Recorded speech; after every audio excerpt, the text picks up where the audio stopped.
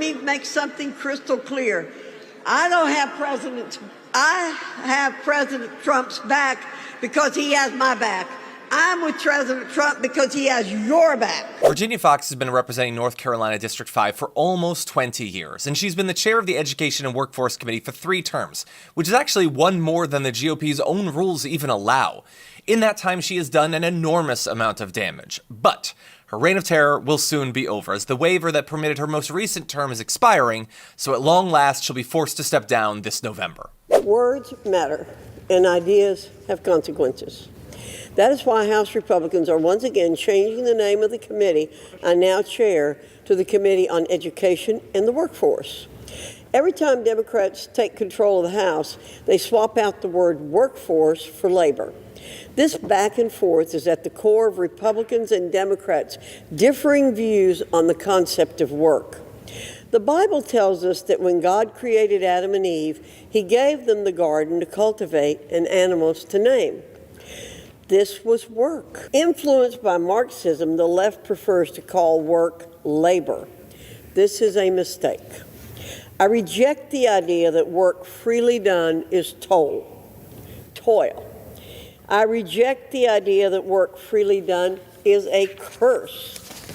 And I embrace the idea that having the opportunity to provide for one's family is a blessing. How many markups has your committee held in the last 6 months? We're getting close to the August recess here. Sorry, I don't know exactly how many. We've held a lot. You've held a lot? I can get you the number. Your team is here. I mean, is it more than 5, more than 10? I don't know exactly how many. I think they're trying to get your attention here. I think they have a number they can give to you. 5. 5. That doesn't sound like a lot, but 5. Okay, so 5 markups. I was expecting you to say 50 or 100 or 25 or 10, but okay, 5.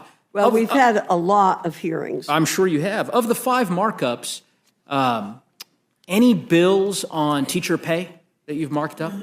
The federal government is not involved in that issue. It's not the role of the federal government to be involved with teacher pay. Not the role of the federal government to be involved in teacher pay. Okay, good to know. Have you had any markups on student safety, school shootings, hardening schools, taking actions to better protect our students in light of we have violence? not had a markup. No markups on that. Any markups on extending learning time for students that are struggling with learning loss following the pandemic? As you've noted, a lot of students ultimately fell behind as a result of the pandemic. I wonder if any bills around... No markup on that. The reason I asked this question, Madam Chair, and I think you've answered it for me, 8 months under Republican control of the House, no markups on school safety, no markups on teacher pay, no markups on hunger in schools, no markups on trying to address learning gaps as a result of the pandemic. Apparently, the notion of teacher pay, according to the chairwoman, completely impermissible for this committee to hold a hearing on that. Virginia Foxx has made it her life's work to decimate public education. And more recently, she's been busy accusing America's universities of harboring terrorists, which in this case means allowing students to protest the genocide in Gaza.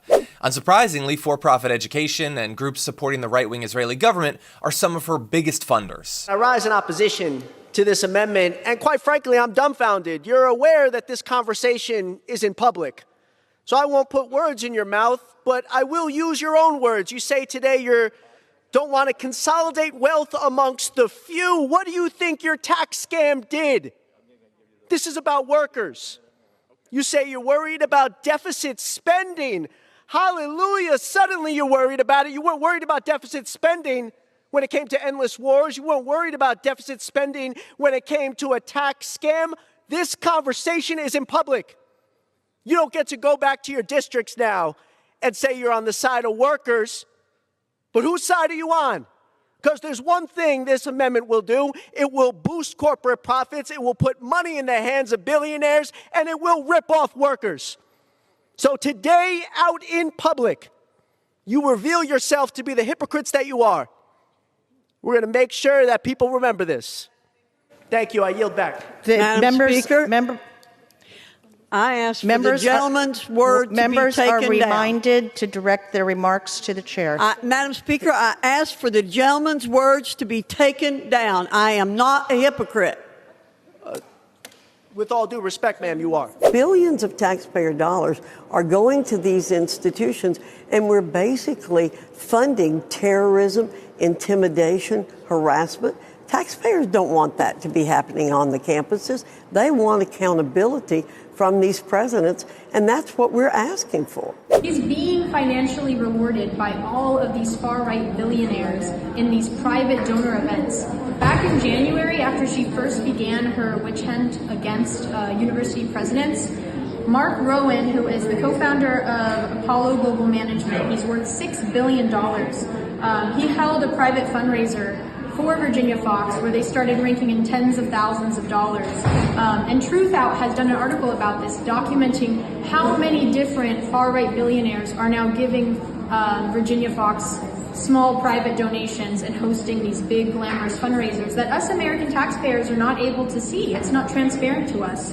And I also want to note that a lot of these billionaires, they're board of trustee members at UPenn, at Columbia. They have been using their financial power in the university and in our Congress to push forth this anti-Semitism equals anti-Zionism argument. Now, while it's undoubtedly good news that Virginia Foxx can't run for another term in her current position, she isn't actually going anywhere. North Carolina's congressional map was changed in 2023 and now ranks, according to the Brennan Center for Justice, as one of the 2 most gerrymandered maps in the entire country, with Texas being the other. Her brand of hostile, performative politics has made her a MAGA favorite, and the more openly racist and vile and often corrupt she is, the safer her seat becomes. Yay, democracy!